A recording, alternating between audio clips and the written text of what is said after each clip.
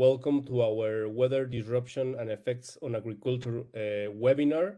We're very happy to have you, to have many subscribers joining us around the world.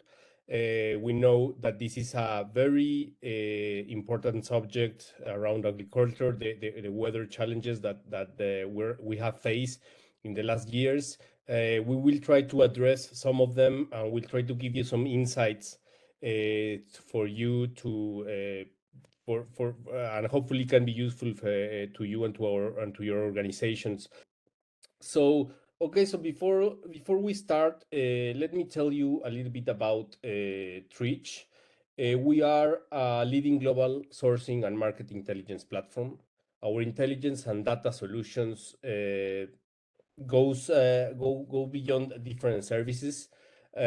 Some of the intelligence we provide includes local insights, Tridge analysis, data analysis, price data, weather data, trade data, and reports that helps our client to enhance their ability and decision-making skills, their organizations. So if you would like to learn more about Tridge, please contact us via email or via phone. We will share some of our details at the end of the presentations, as well as we will share these presentations and this recording in a few business days. So you will have all the information there to get in contact as well. So let me go over the agenda for today's webinar.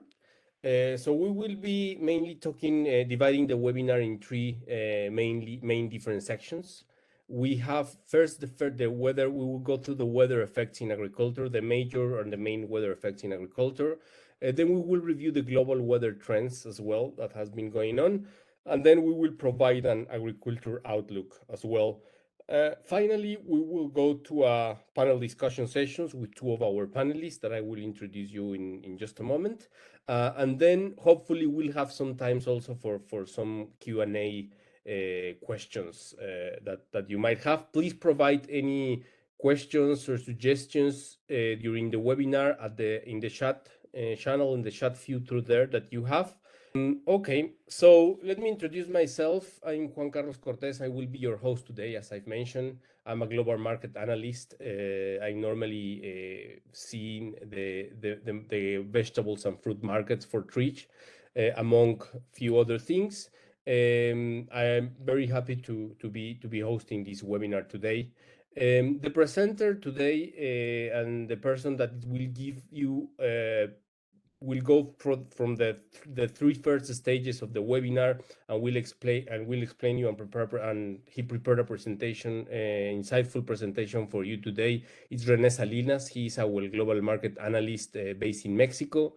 He normally sees and analyze the meat and the seafood product market. So he's ready for you to give you the presentation today. And our panelists, we have two of our global origination managers around the world will be joining us as our panelists. They will be answering different questions and a few suggestions and discussions that might come along the webinar. One of them is Rashmi Sahu. He's our global origination manager in India, and Juan Pablo Guerrero, which is our senior global origination manager out of Chile. So welcome, guys. So with no further ado, I think I will let my peer Rene to start off with the presentation. So Rene. Hello everyone, can you hear me well? Okay. As Juan Carlos mentioned, I'm Rene. I'm very happy to be here and to see you all. Can we go to the first slide, please, Juan?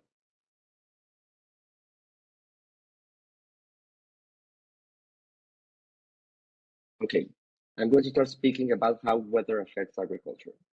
As most of you know or can infer, weather has a huge impact in agriculture. Changes in weather through temperature, precipitation, and CO2 levels heavily influence agricultural production, the quality of the products, and how are these products moved to get to the final user. In turn, These changes in agriculture production and quality affect product prices, price volatility, global trade patterns, and product preferences. Go ahead. Okay, so to illustrate how these variables interact, we can start talking about a particular case, beef production in Australia. As some of you may know, Australia faced drought conditions in many regions throughout 2017 and 2019. You can see here in the graph how rainfall in Queensland remained below the mean for several quarters from 2016 on. So this less rain led to less pasture and therefore cattle slaughter and beef production increased considerably in 2019. When the drought was at its worst, you can see here the peak in Q3 2019, where production reached its highest level. It coincided with the worst of the drought. Cattle herd numbers declined considerably as a result. So when the rain started in 2020, producers began a herd rebuilding process that's still in place. Beef production, as a result, as there was much less cattle to slaughter, declined to multi-year lows, as you can see here in Q3 2021, Q1 2022. So as a result of this low production in Australia, exports naturally followed. Beef exports from Australia, which is one of the largest beef exporters in the world, declined along with production. Exports touched decade lows in early 2022. Moreover, floods during the period managed to make exporting even more difficult. You can see how exports here in Q1 2022 fell to multi-decade lows as a result. This decline in production and export levels led to major importers such as the US to seek alternatives elsewhere. As you can see here in the graph, the share of Australia in the US market of beef fell considerably from 22% in Q1 2020 to Q1 2022, from 22% to 9%.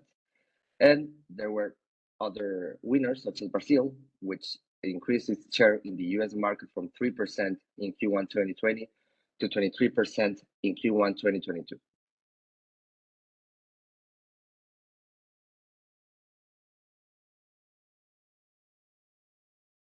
Hopefully, this example illustrated how precipitation affected output and created important changes in trade patterns. Another example you can see here is what's happening to frozen sardine prices in Japan. This last December seasonal peak was the highest in years, and the hike so far August has been also the largest one in years. Sardine supply in Japan, which is a major sardine exporter, has eased in the past years, but it has become more difficult to import as well. Changes in climate affect greatly sardine production. The most recent research shows a positive correlation of sardine size and lifespan to cooler water temperatures. Further increases in ocean temperatures, as we have seen in recent years, would lead to further declines in supply.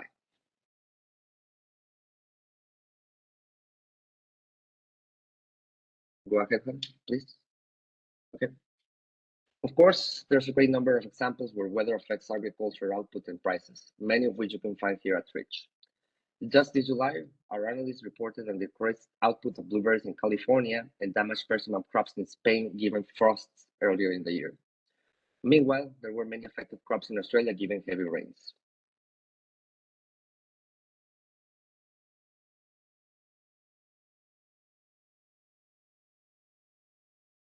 Okay, so in this next section, we will speak about global weather trends. So, what are the current weather trends? This graph shows what has been going on globally during the past 2 years in terms of precipitation anomalies. As you can see, it has rained less than average in those countries with brown to yellow, and it has rained more than average in those countries with green to blue. La Niña, this weather phenomenon, is when trade winds blowing from east to west are stronger than usual, driving warm water to Asia, while water gets cooler in America's west coast. Cool water means a drier climate, and that's what we're experiencing here in America. There's a strong chance La Niña will perdure until winter, making it the third time on record when this phenomenon lasts for 3 winters.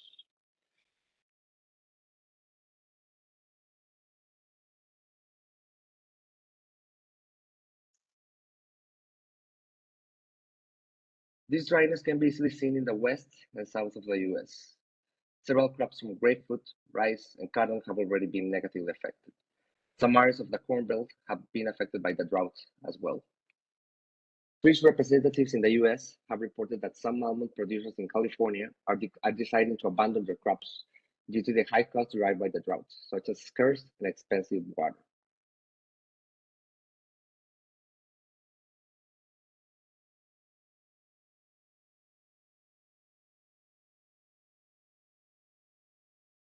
And as part of the same phenomenon, Northeast Mexico is also facing very dry conditions. Monterrey, which is the largest city in the region and where I live, is facing water supply shortages.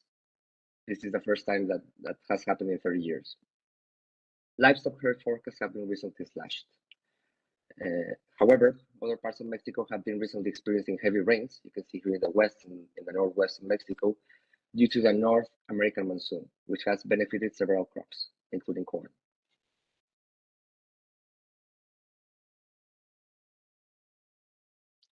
And now let's travel to Europe.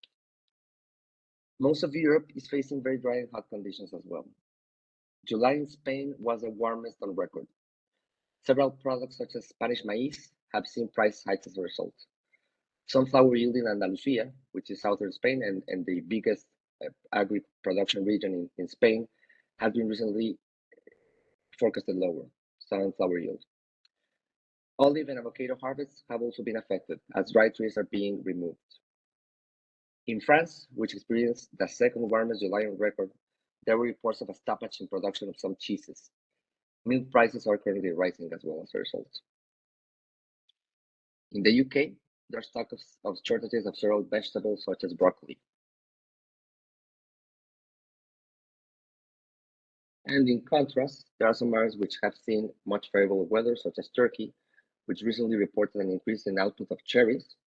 And there has also been a hazelnut production forecast upgrade for 2022-2023.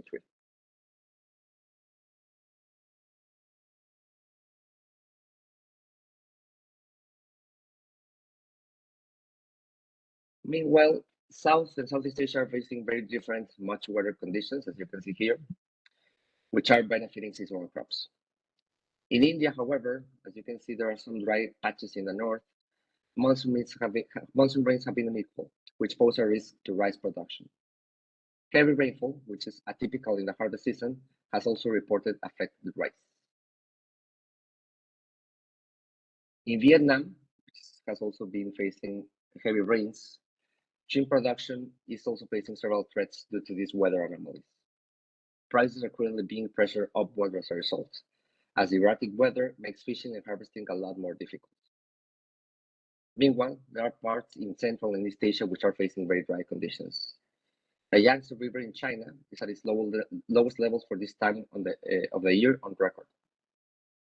Autumn crops in this region are therefore threatened, and livestock is being reportedly moved from the most affected areas by the droughts.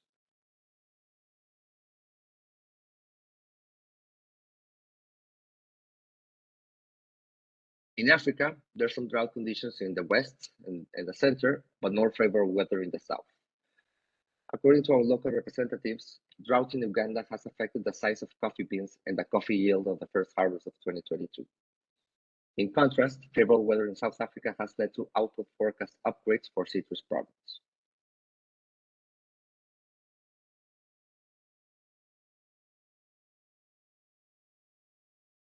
Okay, we now go to Brazil. Most of Brazil is facing very dry conditions, as you can see here in the map. This map is of Brazil, just excluding the Amazon. And weather anomalies in late 2021, which is part of the same phenomenon, caused 2022 coffee production to decline substantially. Brazil exports 35% of coffee worldwide.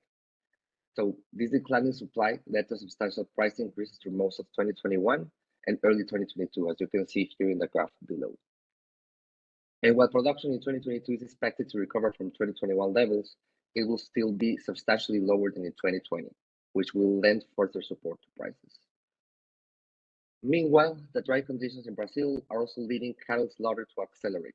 Remember, as less pasture is favorable for for cattle, cattle slaughter accelerates, which in turn leads to higher beef production, at least in the short term.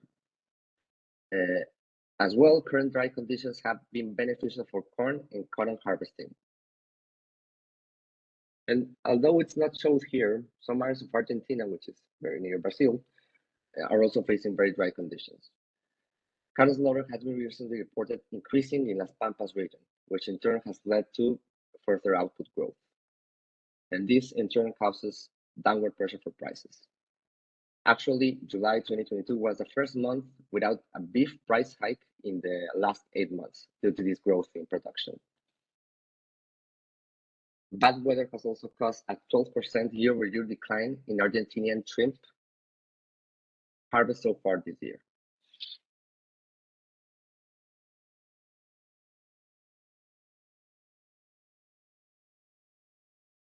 So Australia, as we talked earlier, that La Nina is causing or has caused very wet conditions in the East Coast. La Nina, which has recently declared as over by the Australian Bureau of Meteorology, it's over in Australia officially, but still goes on in America. Well, it has had the opposite effect of the drought we're seeing here in Mexico, in northern Mexico, and in the US. There's very wet conditions in Australia. So these wet conditions have been beneficial for several crops such as wheat. And in addition, rains have greatly improved pasture, which in turn has led to a satisfactory cattle rebuilding process. As we mentioned earlier, output in Australia was at its lowest level in years, beef output, but it's now expected to grow, as we will see in further slides. However, these heavy rains were not always beneficial. They also led to negatively affect crops of beans and snow peas, for example, as well as causing some logistical disruptions.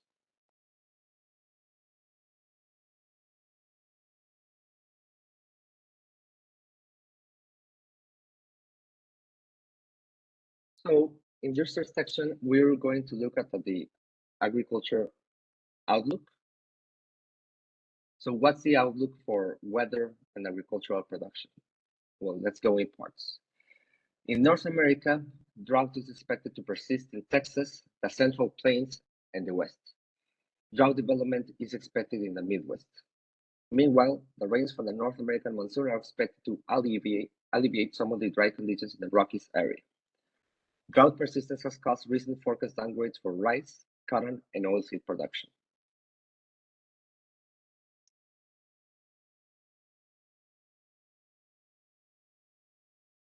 And of course, this drought has made pasture to remain in poor conditions in many areas. Cattle slaughter is increasing given this, but the prospect of lower than average carcass weights. So beef production is increasing, but actual weight of the carcass is getting lower. So the prospect of this and a lower herd in 2023 has been affecting prices right now, as you can see here in the graph. US live cattle prices are rising because of this.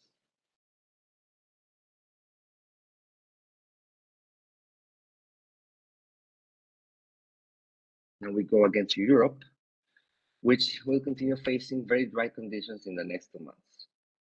Summer crop yield forecasts were substantially lowered in July as a result of the ongoing dryness in this region. Corn has been severely affected and could experience its lower production levels in over a decade. It's expected that Europe will become the largest importer of corn in the coming year due to the current conditions. A market player, for example, in Spain, is forecasting the lowest olive production on record. Meanwhile, Ukraine is also facing very dry conditions. Grain yield is expected to decline 30 to 40% in this country. Pasture conditions have deteriorated in Portugal, Spain, and in southern France. Spain cattle herd numbers are reportedly declining, which is happening like here in northern Mexico. And milk prices in France, which are rising currently, are expected to continue increasing.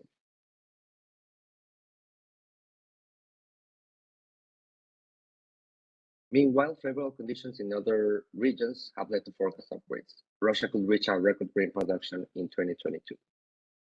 And now we're going to speak about what's happening to cattle feed, which is very interesting. So there's an expected cattle feed deficit in upcoming months. As you saw, there's forecast of much less grain production. Beef prices in Europe have eased the recent decline, as you can see here in the second graph. Prices were declining as a result of inflation, consumer pressure, but are now shifting to an upward trend as a result of this expected deficit in cattle feed. Corn future prices in Europe, as a result of what we talked about, less production expected, are trading again near May's multi-year highs. And those in the US, as you can see in the first graph over here, are already facing upward pressure as well.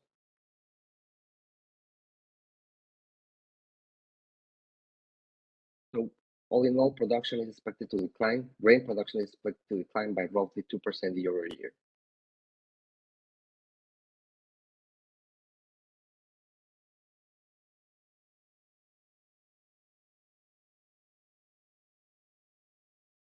Meanwhile, more rain is expected in Australia, which is mostly beneficial for crops, but as we mentioned, it could cause delays in the 2022-2023 harvest season. There's still a possibility La Nina conditions could return, which would trigger further rains in the east as well. So let's talk about what's going to happen with meats. So as a result of this rain, Australia has a much brighter outlook for beef production. So this is, as you saw in the first graph we showed in the presentation, rains have substantially increased in the in the east region, sorry. And so this has painted a totally different picture for Australia. Rains caused by La Nina have led to considerable output increases. The cattle rebuilding process continues going well due to the favorable weather conditions. Herd numbers are expected to increase 6% in annual terms. Moreover, record average weights are expected, contrary to what's happening in the US. Average weights are already 10% above those in 2021. Beef and veal production is expected to increase 5% year over year, and further annual growth is expected in 2023 and 2024. Production in 2024 is actually expected to exceed 2018 levels. For now, as you can see here in the graph, prices have considerably eased from the record high levels seen in February. A stronger production and a brighter outlook seem to have been priced in already. Nonetheless, prices remain well above 2021 levels as supply remains tight.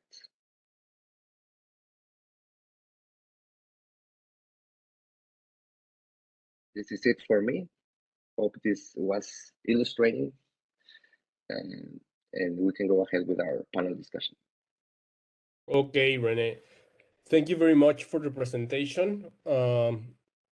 It was in depth, so I hope you guys were able to get as much information as possible. So let's get on with the panel discussion. We have prepared a few questions for our panelists that we like them to discuss. Remember, we have Juan Pablo in Chile. He's our originator manager, and we have Ron Sahu in India, which is another origination manager there in India. So let's go first with the first questions that we prepare for you guys. Anyone that wants to take the question first, just please go ahead. So the first question is, what are the major weather issues experienced in your market in the past couple of years? Thank you. Thank you, Carlos and Rene. I welcome once again everyone, and namaste. And just major weather issues, what you are facing basically from past couple of years. So just want to answer onto this is from past 5-7 years, we are seeing more of droughts, landslides, heavy rainfall, hailstorms, thunderstorms, and cloudburst and the weather. So just to brief about this, earlier land was heating up. Now the sea is heating up too a lot. So this contrast between the hot land and the cooler sea, which usually drove out the monsoon patterns around the globe, so have been lower significantly. So specific about Asian countries or India. So in 2016-17, we can see the drought years. So with a monsoon deficiency nearby around 65%. And post that 2 years, we can see intense rains that was just for a couple of months only.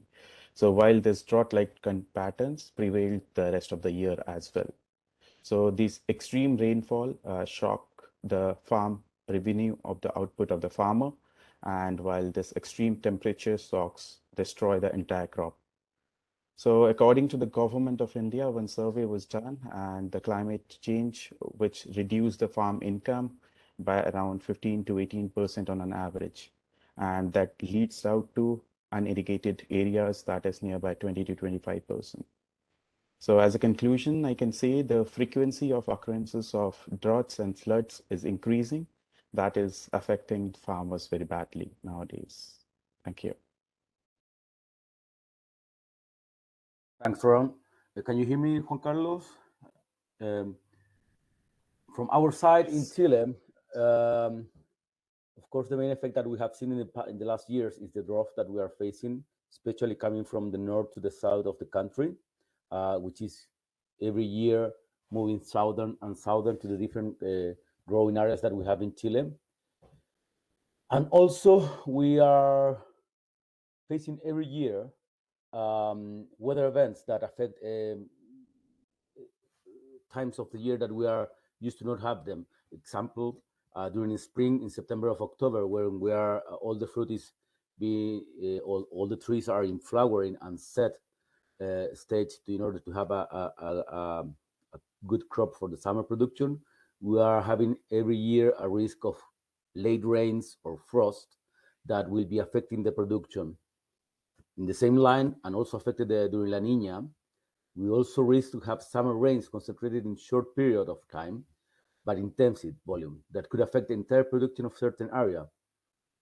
In example, in summer 2021, we have a heavy rain by the end of January of almost 100 millimeters falling in 48 hours.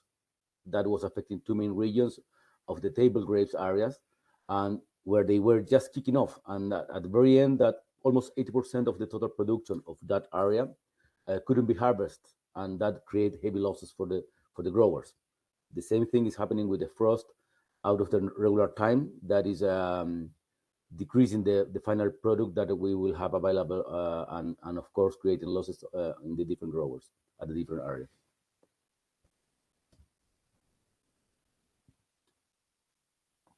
Okay, thank you very much to both of you for that answer.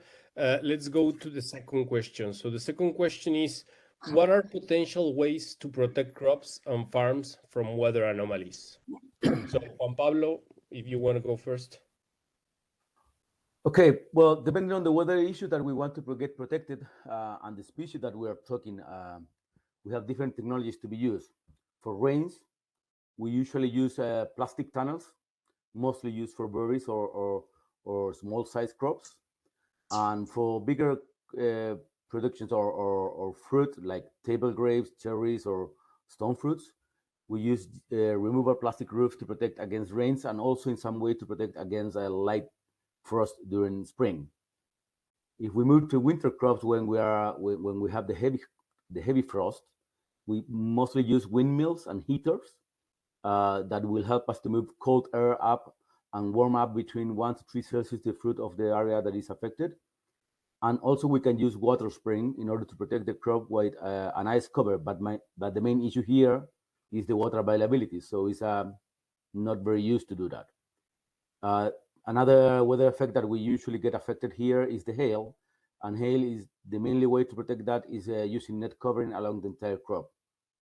That are the main techniques that we are using now in fruit production.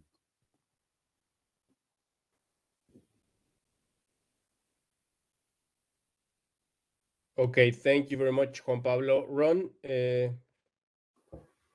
Thank you. Well, for protection of crops from the farmers, as we discussed earlier about the initiatives, what we are taking on by private players and institutions. So we can see what are the weather factors that anomalies are being affected. So some of the major issues like for droughts. So what we are doing is we are constructing the farm ponds and the rainwater harvesting is being created for that. So even for droughts, what we are doing is we are mixing out intercropping. So planting 2 to 3 crops at the same field at the same time. So it's an insurance against the adverse weather, you can say. So when one crop fails, other can produce some of the yields as well.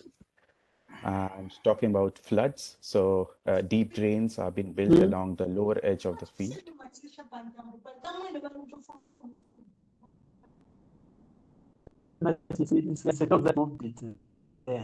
Hello, please. The rest of the participant, please mute your phone so we can hear Ron. Yeah, thank you. Thank you so much. Yeah. So as I was saying about floods, so deep drains have been built along the lower edge of the fields and where the bed are being raised to have a forest system for the farming. Then if it's a unseasonal rains, so the only way out for that, because nothing can control that. So what we use is local weather forecast very carefully, and we can harvest the crop before basically when it's very near to the start of the rain. So at least we can save some of the produce for it. Then talking about hailstorms. So what we do over here is we cover up crops with some wind sheets, or like if it is a live wind breaks, then we have bamboos or the other suitable plants which are strong that can protect against the strong winds. We use to plant them as well. That's it. Thank you.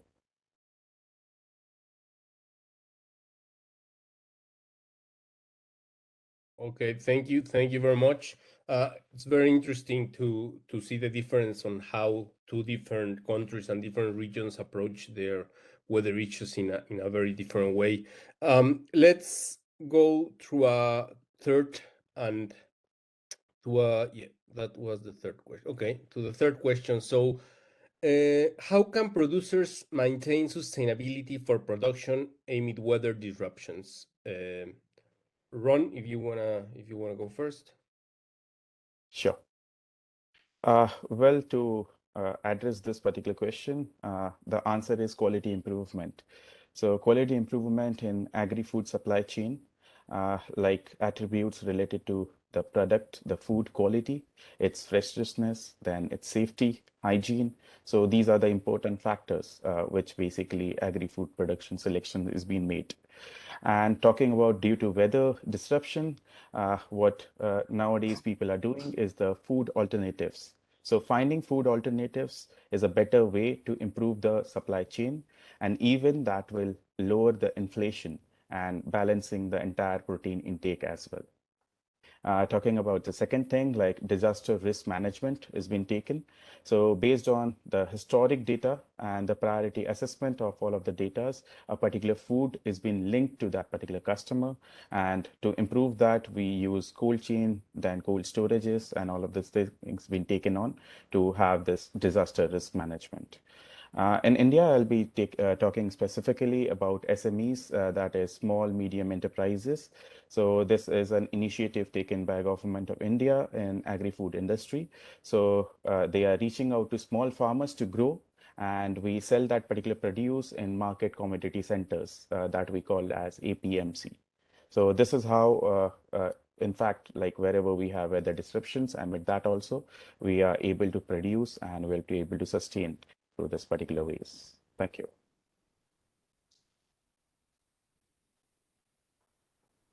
Okay. Well, on our side, we have seen two ways to maintain sustainability of the product and the weather disruption. Mainly, well, weather disruption is something that comes out and happens when you never expect it to happen. But the first things on the we divided in two areas, which is crop management and market. The crop management means that a reduction of cost on production, increased productivity, and increased efficiency in the working hours on every field. And then on the market, we look after increase the percentage of volume exported by hectare or acre, is quality as Ron is talking about, and also the market alternatives for secondary cut fruit. On that, we will see that managed production details and curves of production to identify when profitability of certain block will start to decrease due to any fact of previously mentioned, and forecast the renewal of the crop. That will be the main ways to maintain the sustainability for any product, at least in this side.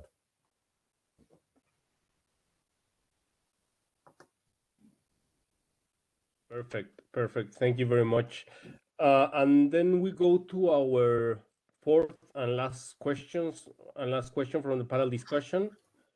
The question would be, how does weather affect the prices of agricultural products and trade?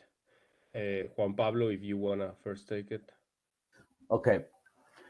It will depend how this affect the production of certain product. If the weather effect will be affecting along the entire country, the global production of the year, risking the supply for certain period during the season, we may see an effect on the prices. In example, a heavy frost of last May did affect supply of some citrus like lemons and mandarins in Chile, reducing the volume available by 30% with sub-consequence of higher price affected it. In other case, when the weather event just affects partial zones or areas like isolated rains during the grape harvest or hail at the mountain areas, this might be even considered a buffer of nature that will be helping naturally to regulate the relation of demand, even helping to avoid drop on prices due to oversupply. In example, Chilean red grapes, at certain point, they will compete in the market against late Peruvian, South African, and early aged grapes. If a weather event happens, and likely happens in South Africa during March, that will be in some way increasing the demand from Chile and potentially Egypt, if there is available, or maybe make look to some companies to store some Chilean for longer period than expected in order to keep supply chains available in the stores. So at the very end, it's a matter of fact that you have to consider all the markets that are competing with you in order to make a decision and how that will be affecting the price of the fruit. Ron? Yeah, thank you so much.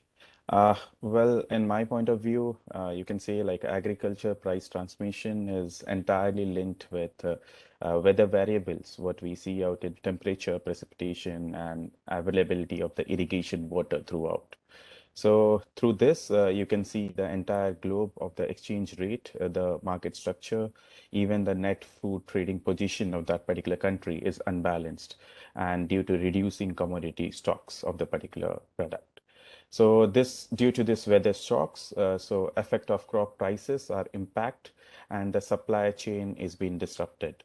And where this people perception and their expectations about the future price dynamics are also changing. So which is reflected through their storage decisions. So and a conclusion, I just want to say like for this weather factors which affect the price change is like the exchange rate, the inflation, the global prices are changing, and even the country and the time, the amount that we have fixed, that are the factors basically which change the agriculture prices. Thank you. Okay. Thank you very much to both of you. These were our questions for the panel discussion. We will move to some of the questions that some people have laid down in the chat for the Q&A session. So let's see. We have a first question here. This might be Rene. You might be able to answer this. So someone is wondering, what is the expected cost inflation on meat, particularly in countries such like Brazil and Australia that are meat producers, regarding the weather changes? Can you hear me well? Yes. Okay. So for Australia, the above average rainfall that we talked about in the presentation has led to a satisfactory cattle rebuilding process that led to high demand for livestock. As the process has been advancing well, the demand is waning a little bit, and this will likely be reflected in lower livestock prices. In turn, beef prices will be lowered as well. So as production is expected to increase, prices in Australia are seen with limited upside as well, as you saw in the last graph of the presentation. However, there are still some labor shortages due to the pandemic that haven't been completely resolved, so this could hamper production a bit, which is a bullish factor for prices. And overall high feed prices, as we talked about in Europe and the US, also globally remain a bullish factor. In the case of Brazil, where production is expected to continue increasing as a result of this drought that is exacerbating cattle slaughter, well, this of course is bearish for prices. However, if dry conditions continue, this might eventually turn everything upside down, as what happened in Australia. And another bearish factor to consider for beef prices globally is the inflationary effect on consumers worldwide. As we saw in Europe, the prices reached a peak during May and then started to decline as a result of this inflationary effect. And then afterward, we saw these prices declined as a result of that in May and June. The cause of this is there's a substitution effect when prices get too high. People go to consume more poultry or pork, which is cheaper than beef. And I'm going to mention Europe as well, which is, as you know, is a whole other story. While weather conditions, for example, in Ireland are favorable for cattle right now, the rest of Europe is facing very hard conditions due to the poor pasture we talked about and these high feeder prices, which are expected to continue increasing. So European prices are expected to keep increasing as well.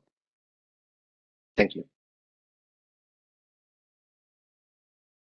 Okay, thank you very much. Thank you very much, Rene.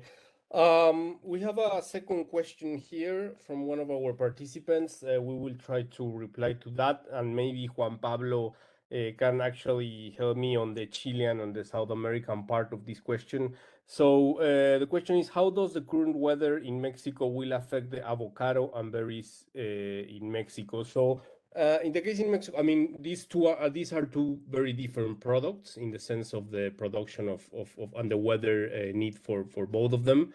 In the case of avocados, one of the major threats in Mexico for avocados is the lack of rain. Of course, as you know, avocado it's a fruit that needs a lot of water to produce and to be able to harvest on time. So so far in Mexico, I think it's actually we're going through the raining season, especially in Michoacan and in Jalisco and in the state of Mexico, which are the main producing avocado regions. It is actually raining since around a month ago. The question will be how long will it rain? If it will rain all through the months of September and October, when it's supposed to rain, and if it doesn't, well, normally what it gets affected, mainly what it gets affected is the price of avocado, as producers has to pump the water to their production facilities. So this obviously will affect the price of avocado. But so far there are no reports that there will be an issue for this current harvest. And for the berries, well, the berries are grown mostly in the north of Mexico. As you know, also berries at the flowering stage of the growing cycle, they need to reach specific temperatures, low temperatures, for them to flower. So this will get to be seen when the winter comes in the very productive part of Mexico. It normally the berry production in Mexico doesn't normally suffer much damage. Hopefully this year it's not the case. So far in Sinaloa, Culiacan, and those intense berry production regions hasn't declared that there will be a problem in this winter, but we'll see. Maybe Juan Pablo can give us a little perspective on if there are some very affected production in the case of the weather there. Hello. Yeah. No. So far, I haven't seen. Actually, your comments were quite accurate on in terms of avocados and berries. That's the same thing what I have heard from some of the suppliers that I know. I'm really not very involved in Mexican production at the moment. I'm more focused in Chile. But yes, I agree with your comments about avocados and the lack of water, which is affecting them strongly. And the rainy season is not as rainy as was expected to be. And that is the info that I have. But the growers that I have had to incur in some extra cost due to the pumping water to the for the production for the crops. That's what happened. And unfortunately, on berries, I'm not very informed about that, so I cannot give you any feedback on that. Okay. Okay, thank you very much to our panelists, Juan Pablo and Ron. Thank you very much. Greetings all the way to Chile and India, and to Rene as well for the great presentation. Greetings to all the way to Mexico, to Monterrey. So, on a final note, and before we say goodbye from this webinar, we want to give a great announcement for you today. We would like to announce that one of our new services here at Tridge is that we recently opened up our platform and newsletter to advertising. It's a really great way to get direct access to over 5,000 monthly Tridge.com users, as well as our newsletter subscriber base. So we have many suppliers, importers, wholesalers, retailers, institutions, researchers, and other great organizations in the food business actively using Tridge. So it's a powerful channel to reach this type of profiles. So please, if someone is interested in this type of services, let us know. We will share all the information in the presentation that we will share with you. This is our main contact base that you're seeing. There is the sales contact channel there. So for anyone that is interested in this new ad platform, you can reach the sales team as well. Let me remind you that you will get, for all the subscribers in the WebEx, you will get through your email in which you subscribe. You will get the presentation as well as the recording of this video. So you will have all the information available for you within 3 business days. So, well, on behalf of Tridge Intelligence and Solutions Divisions and our presenters, thank you very much to all for joining us today. And hopefully you have a great rest of the day or rest of the evening. Thank you very much. Thank you. Goodbye. Thank you, everyone. Thank you for attending. Thank you. Thank you. Bye-bye. Bye. Bye. Thank you.